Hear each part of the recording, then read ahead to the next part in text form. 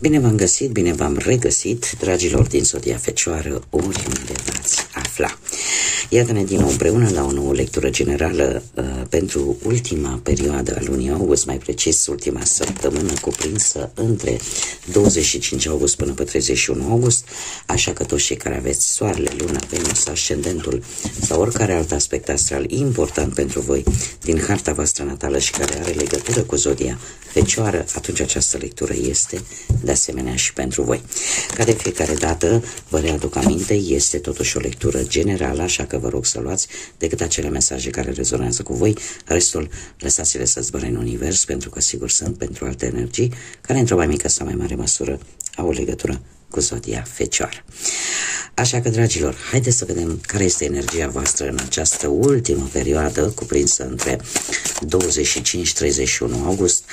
Care este energia, dragilor mei, din Fecioară sau cu conexiuni importante cu această zodie în această săptămână?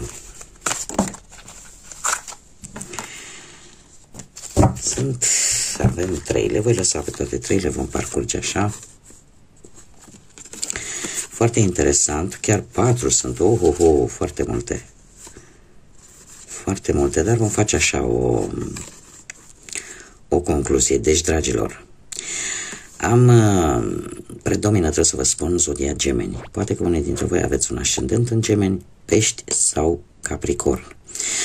Am 2 de 4 care îmi vorbesc de stabilitate, o necesitate acută pentru a vă organiza mai bine, pentru a face ordine în viața voastră într-un anumit aspect al vieții voastre, fie el profesional, material sau chiar sentimental. Sunteți într-o fază de observare, încercați să plecați de la punctul 0 pentru a vedea exact cum stau lucrurile, într-o pauză și într-o suspendare, poate, a unor decizii, a unor factori. Trebuie să vă spun că poate pentru unii dintre voi chiar e vorba de o mică vacanță, o călătorie pe care o veți face chiar cu trenul posibil sau cu mijloacele terestre într-o anumită direcție unde voi efectiv să vă recuperați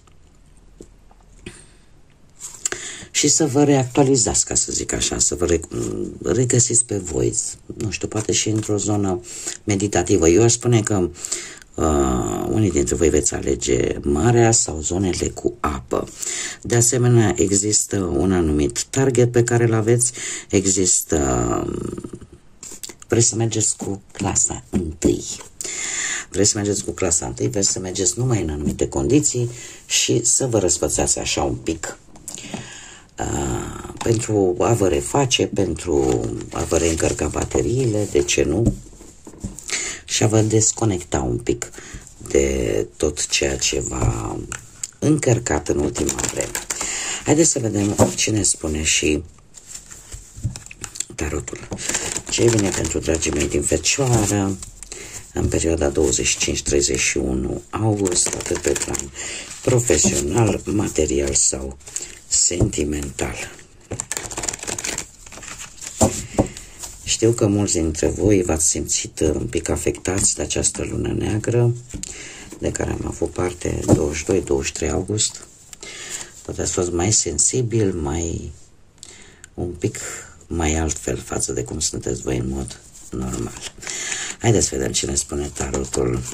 Poate de aici și această stare de repaus, de odihnă, necesitatea de a fi odihniți. Acum, pe partea profesională, o schimbare importantă care o veți simți foarte acut, foarte acut pe planul carierei profesionale în această săptămână. Este vorba despre o anumită situație, o schimbare care vine pe fondul unei anumite situații pe care voi o aveți la locul de muncă. Ori că vine cu vești nu tocmai plăcute, cu vești care o să vă cam supere, care o să vă cam irite, indiferent că aveți propria voastră afacere, indiferent că sunteți angajați sau indiferent că poate căutați ceva de muncă. Există aici ceva care se schimbă brusc pe nepusă masă, care nu vine cu avertismente. O să vă zguduie un pic viața asta profesională, dar către sfârșitul săptămânii cu acest doi de monede aș spune că trebuie să vă păstrați precizia așa cum știți voi cel mai bine să o faceți și să fiți atenți. Să fiți atenți pentru că să fiți atenți pe ceea ce este important pentru voi în acest moment, în această săptămână. E o schimbare care într-adevăr se pare că va cere să vă adaptați foarte bine, posibile obstacole care să vă preocupe, chiar dacă, și aici trebuie să acordați mare atenție, chiar dacă aceste obstacole, aceste piedici care pot apărea în viața voastră profesională, nu este ceva pe care voi să nu le puteți rezolva. Dar șocul este unul destul de puternic. Și totuși, cum am mai spus, bazați-vă și fiți atenți decât pe ceea ce prezintă siguranță, pe ceea ce prezintă, cum să spun eu, acea importanță de care voi aveți nevoie sau acel lucru care este important pentru voi. Cumva, eu aș spune că posibil, mai ales pentru cei care ați investit în ceva, să se întâmple ceva și să vă dea toate planurile peste cap. Dar nu e ceva pe care voi să nu le puteți rezolva. Mare atenție. Doar că trebuie să vă focusați strict pe ceea ce are o bază solidă și ceea ce este important pentru voi. Uite, vezi că se pare că luna asta neagră vine cu aceste schimbări. Sunt câteva zodii care voi, Gemenii, mi se pare, și încă două zodii care sunteți destul de afectați cu această lună neagră care a avut loc acum. Și mi se pare că și luna nouă, dacă nu mă înșel,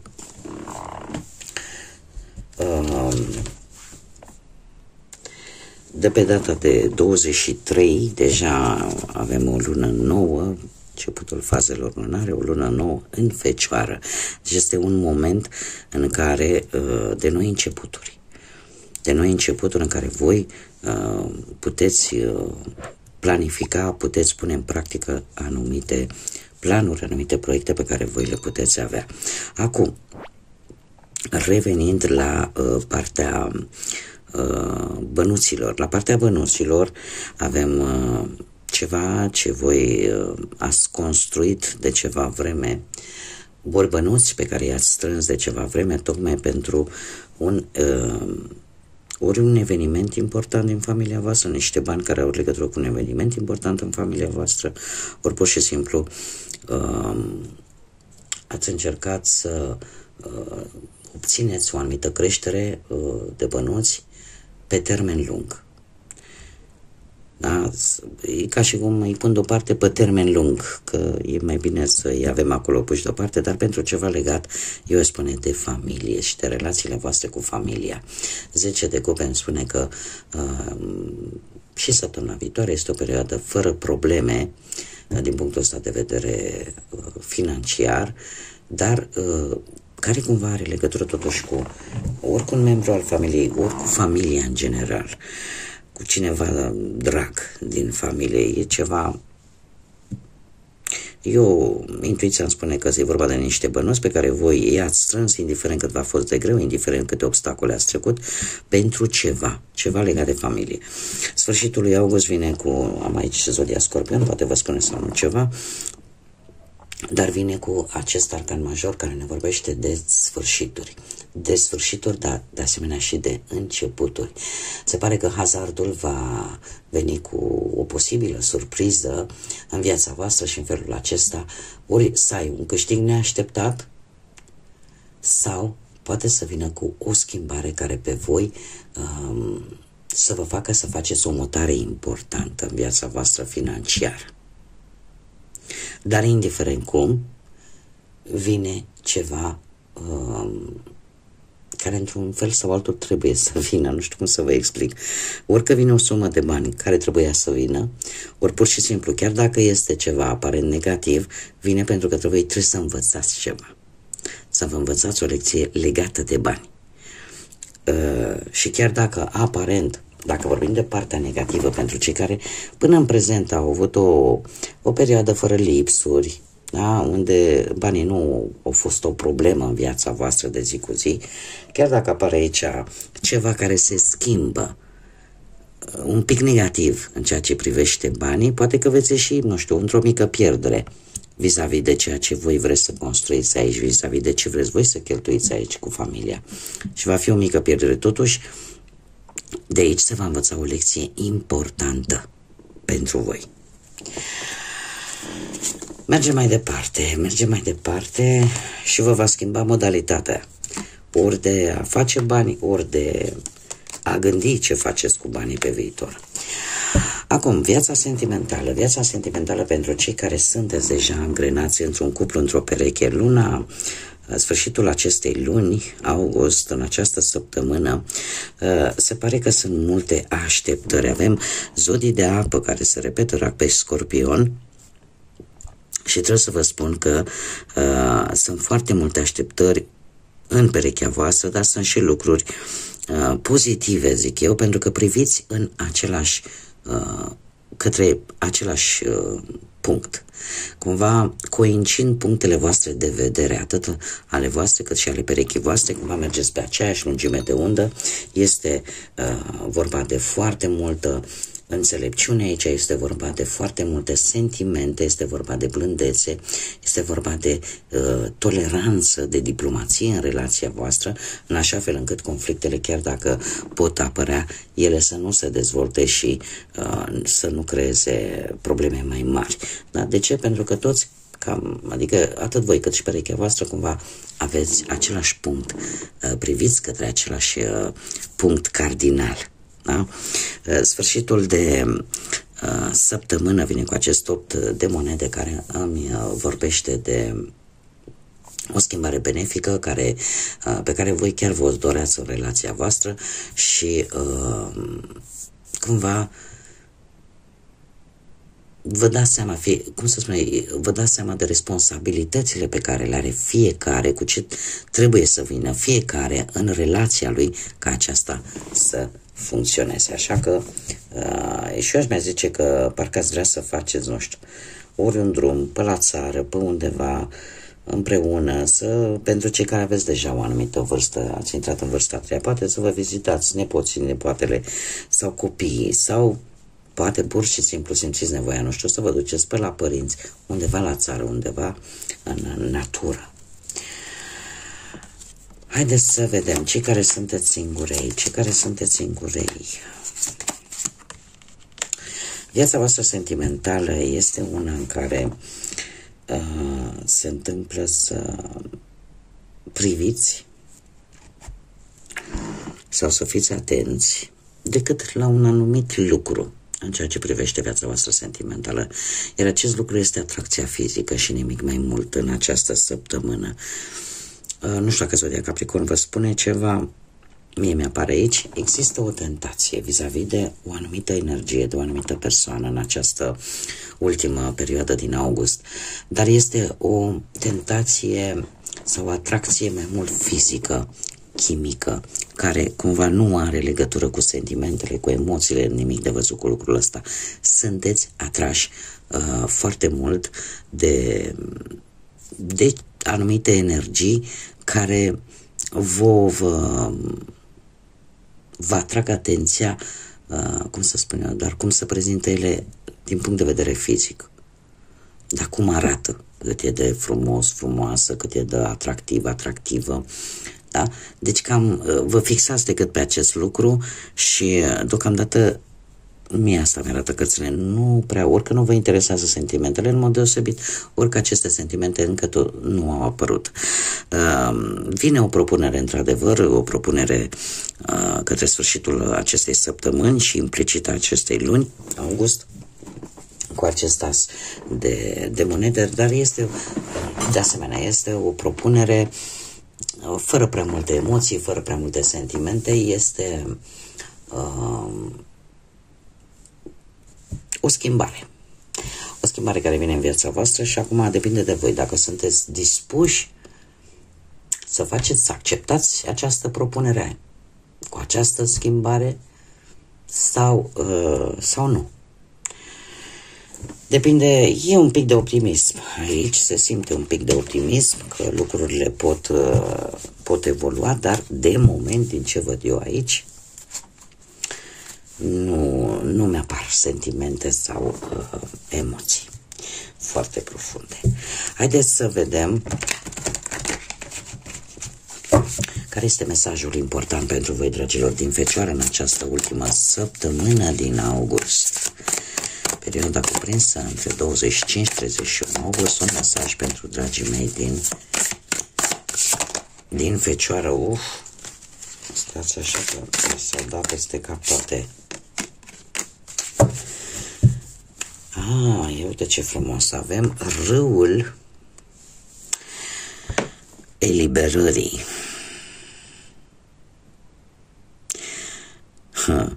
Mergi de-a lungul acestui râu al eliberării, acolo unde apele poartă cu sine tot ceea ce te arde, tot ceea ce te frământă și care, dar în același timp, te ghidează către a renaște, către a te reconstrui pe tine. Mai pe simplu, de fapt, este lasă-te purtat de tot ce vine. Nu încerca să te opui. Cu cât te vei opune mai mult, cu atât vei îngreuna și mai mult lucrurile. Este vorba probabil de o anumită situație în mod concret pe care unii dintre voi o traversează, cei care ați rezonat poate cu această lectură. Și de multe ori, chiar dacă trecem prin ape mai tulburi și nu toate sunt liniștite, trebuie să o facem. Dar nu ne putem opune. Dacă suntem într-un râu, cum sunt astea facem și noi așa, vorbim și noi în metafore. Dacă suntem într-un râu foarte învolburat, cu cât ne vom opune împotriva râului, mai bine ne lăsăm purtați de acel râu până când ajungem și cu siguranță într-un loc mult mai liniștit, cu ape mult mai limpezi. Deci este clar, unii dintre voi trebuie să să lăsați un pic din încăpățânare, să nu vă mai opuneți. Îmi cer scuze pentru bâlbâială, vreau să spun cât mai multe lucruri. Să nu vă mai opuneți unor anumite situații, unor anumite lucruri care vin în viața voastră, numai pentru că nu e ca voi. Da? Lăsați-vă purtați, pentru că toate lucrurile au un sens pe care de multe ori nu-l vedem la momentul respectiv, dar ne dăm seama de el un pic mai târziu. Așa că în același timp dai drumul și la tot ceea ce te frământă și la tot ceea ce nu-ți place, nu-ți face bine și de fapt, fără să-ți dai seama, te lași ghidat către lucruri care pot renaște, lucruri care pot să te facă să te reconstruiești tu pe tine, dar într-o variantă mult mai îmbunătățită. Bun, dragilor, cam atât am avut pentru voi pentru această ultimă săptămână din august. Vă mulțumesc tare mult pentru prezență, mulțumesc desigur tuturor pentru comentariile voastre frumoase, pentru like-uri, pentru distribuiri, pentru faptul că v-ați abonat, celor care s-au abonat recent, așa că mii de mulțumiri tuturor. Vă aștept în continuare să fiți alături de mine cu toate aceste lucruri și desigur toți cei care încă nu v-ați abonat, dacă v-a plăcut aceste lecturi, dacă vă plac aceste lecturi făcute în modalitatea mea proprie și personală, eu vă invit pe toți să vă abonați. Este gratuit și mi-ar fi tare drag să vă am pe fiecare dintre voi alături de mine la fiecare lectură. Până data viitoare, când ne vom reîntâlni la o nouă lectură, pentru voi, dragilor, numai bine vă doresc să aveți parte de tot ce e mai frumos, de multă înțelepciune și de multă lumină. Așa că numai bine și să fiți iubiți!